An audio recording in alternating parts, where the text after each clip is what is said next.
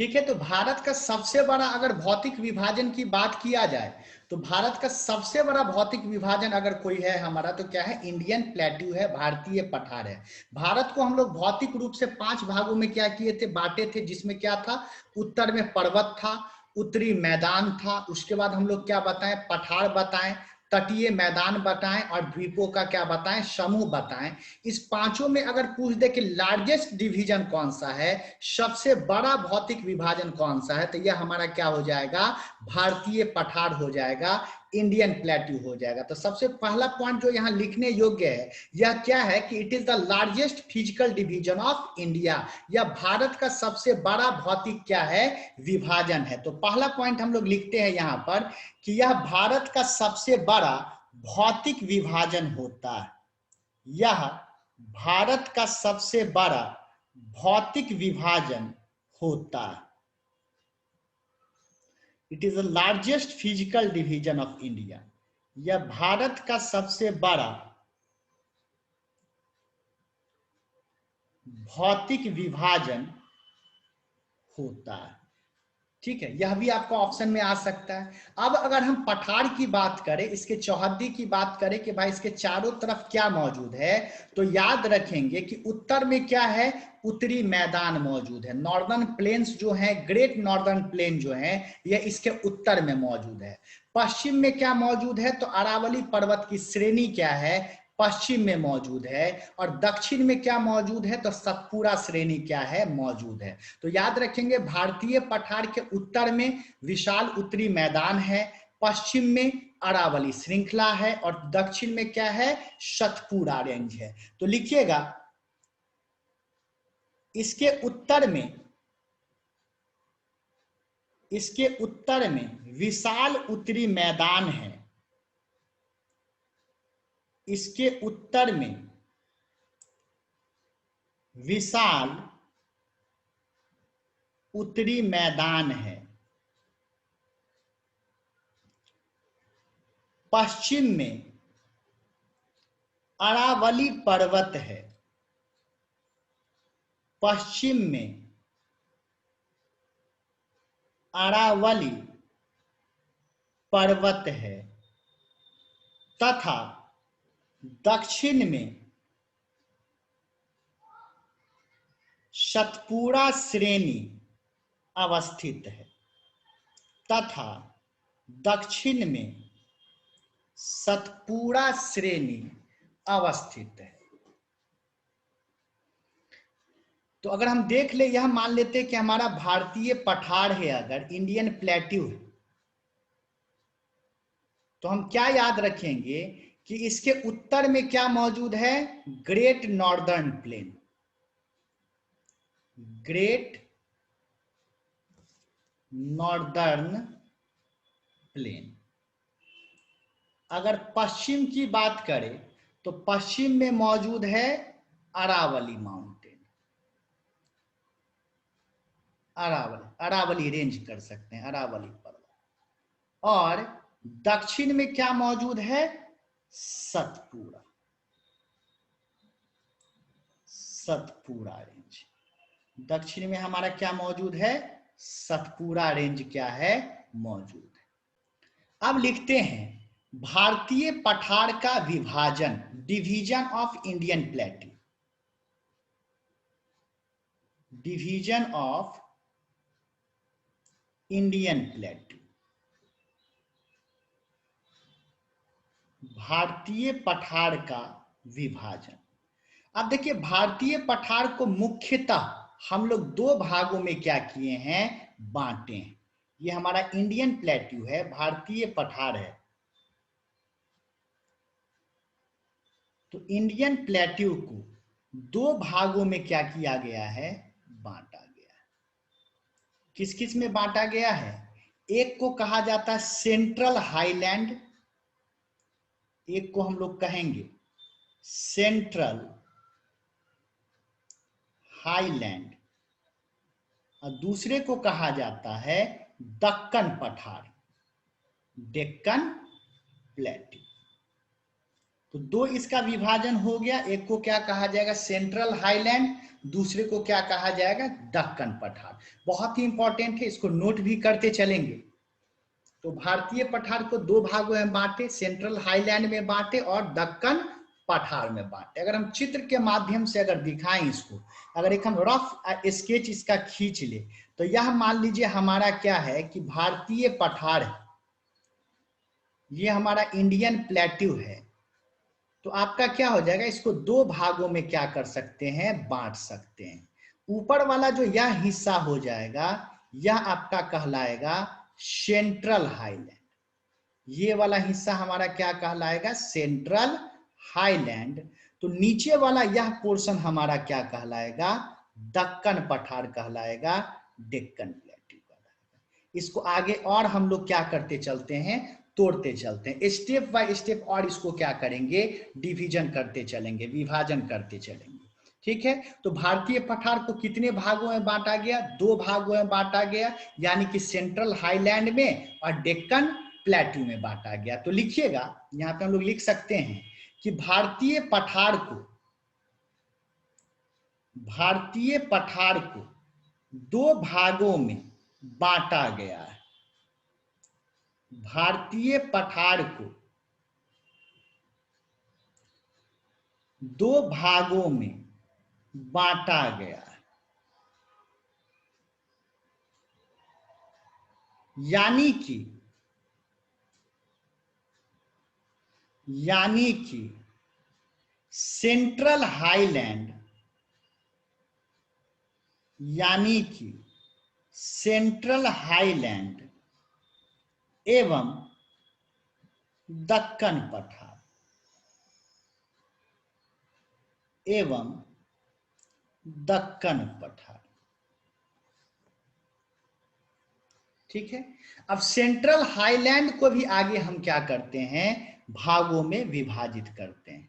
तो यह हमारा इंडियन प्लेट्यू हुआ, भारतीय पठार हुआ। तो भारतीय पठार को तो पहले हम दो भागों में बांट दिए। पहला तो हम लोग बांट दिए सेंट्रल हाईलैंड,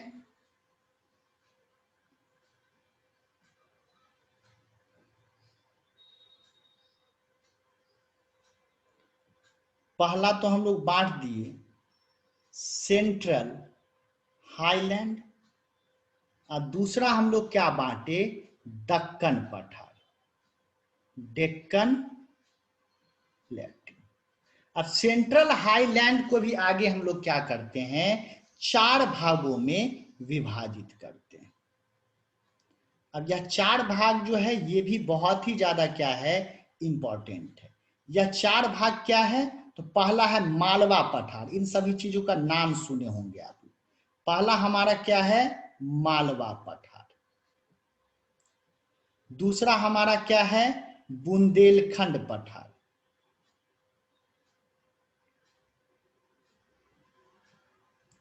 बुंदेलखंड पठार।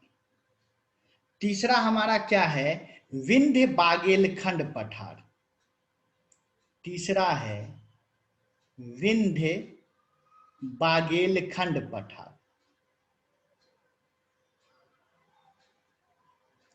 और चौथा जो है ये हमारा है छोटा नागपुर पठार, छोटा नागपुर पठार। ठीक है, जो बहुत ही ज्यादा इंपॉर्टेंट है, इसको क्या करेंगे याद भी करते चलेंगे और नोट डाउन कर लेंगे। तो केंद्रीय उच्च भूमि को कितना भाग में बांटे, मालवा पठार, बुंदेलखंड पठार, विंध्य बागेलखंड पठार और छोटा नागपुर पठार में इसको क्या किए हैं बांटे। अब एक एक करके हम चारों के बारे में क्या करेंगे देखेंगे कि मालवा पठार किसको कहते हैं, बुंदेलखंड किसको कहते हैं, विंध्य बागेलखंड किसको कहते हैं, या छोटा नागपुर पठार किसको कहते हैं। तो पहला हम लोग टॉपिक लिखते हैं वह है मालवा पठार। पहला जो टॉपिक लिखते हैं वह क्या है हमारा मालवा पठार, मालवा प्लेट्यू।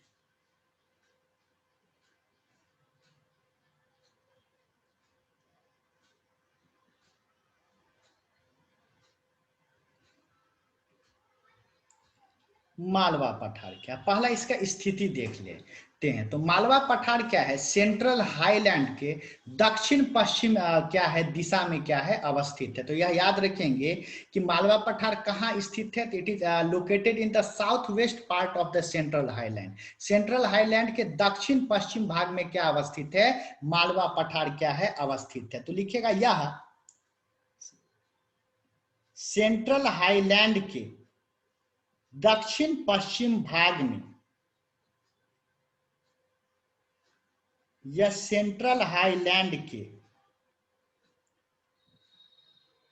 दक्षिण पश्चिम भाग में अवस्थित है। यह सेंट्रल हाईलैंड के दक्षिण पश्चिम भाग में अवस्थित। इसका सबसे बड़ा खासियत क्या है कि इस पठार में जो है यह ऊबड़ खाबड़ संरचना होता है, यानी कि इसका जो सतह होता है वह क्या होता है, फ्लैट नहीं होता है, जबकि यह अनड्यूलेटिंग होता है, उठा रहता है इस प्रकार से, इरेगुलर, जिसको अनियमित कहते हैं। तो इसका जो सतह है वह कैसा होता है, अनड्यूलेटिंग। अनड्यूलेटिंग कहने का मतलब होता है कहीं पर उठा रहेगा, कहीं पर क्या रहेगा, धंसा हुआ रहेगा, सपाट सतह इसका नहीं होता है। तो लिखिएगा इसका अनियमित सतह होता है।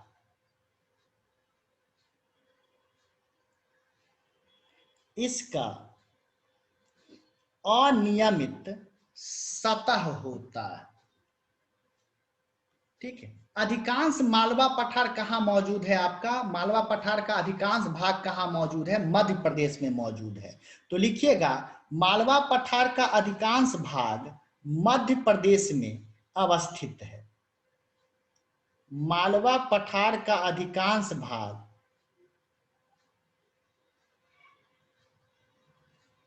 मालवा पठार का अधिकांश भाग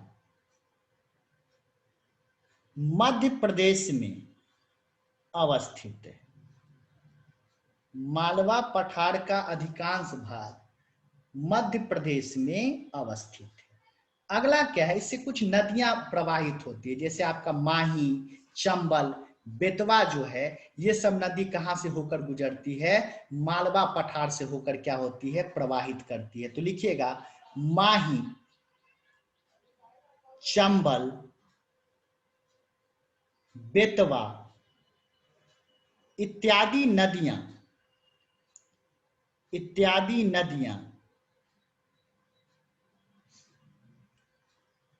मालवा पठार से प्रवाहित करती है। इत्यादि नदियां मालवा पठार से प्रवाहित करती है। यह भी याद रखना है। अब याद रखिए एक चीज, यह भी याद रखिए, अगर माही का चर्चा आया है तो याद रखेंगे माही जो है वह गुजरात की तरफ प्रवाहित करती है, जबकि आपका चंबल और बेतवा जो है उत्तर की तरफ क्या करती है, प्रवाहित करती है। तो लिखिएगा माही गुजरात के तरफ प्रवाहित करती है। माही गुजरात के तरफ प्रवाहित करती है, जबकि चंबल एवं बेतवा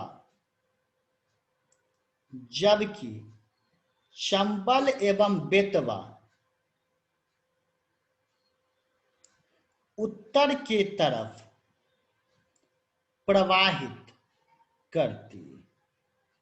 चंबल तथा बेतवा उत्तर के तरफ प्रवाहित करती है। ठीक है। तो अगर फ्लो चार्ट बना ले, मालवा पठार का फ्लो चार्ट बना ले, तो फ्लो चार्ट हमारा क्या हो जाएगा बाबू, अगर फ्लो चार्ट की बात करें तो मालवा पठार का लोकेशन पूछेगा, मालवा पठार का स्थिति पूछेगा। तो भाई मालवा पठार का स्थिति क्या होगा, लोकेशन क्या होगा, तो south west of central highland. यह आपका सेंट्रल हाईलैंड के कहां पे होता है, साउथ वेस्ट में होता है। तो अगर स्थिति पूछ दे तो क्या याद रखेंगे, सेंट्रल हाईलैंड के या साउथ वेस्ट में क्या होता है, अवस्थित होता है। इसका अभिलक्षण क्या है, कैरेक्टरिस्टिक्स क्या है, कि इसका सतह क्या होता है, अनड्यूलेटिंग होता है, यानी कि सपाट नहीं होता है, उबड़ खाबड़ होता है इसमें, ठीक है। इसका राज्य पूछ दे कि अधिकांश भाग किस राज्य में अवस्थित है, तो हमारा आंसर क्या हो जाएगा, मध्य प्रदेश। अधिकांश भाग कहां पर अवस्थित है, तो मध्य प्रदेश में क्या है, अवस्थित है। कौन कौन सी नदियां बहती है, तो हम क्या कह सकते हैं, माही, चंबल और बेतवा नदी क्या है, प्रवाहित करती है, जिसमें से माही गुजरात के तरफ प्रवाहित करती है और चंबल और बेतवा कहां प्रवाहित करती है, तो आपको उत्तर की तरफ क्या करती है, प्रवाहित करती है, ठीक है, नोट कर लीजिए।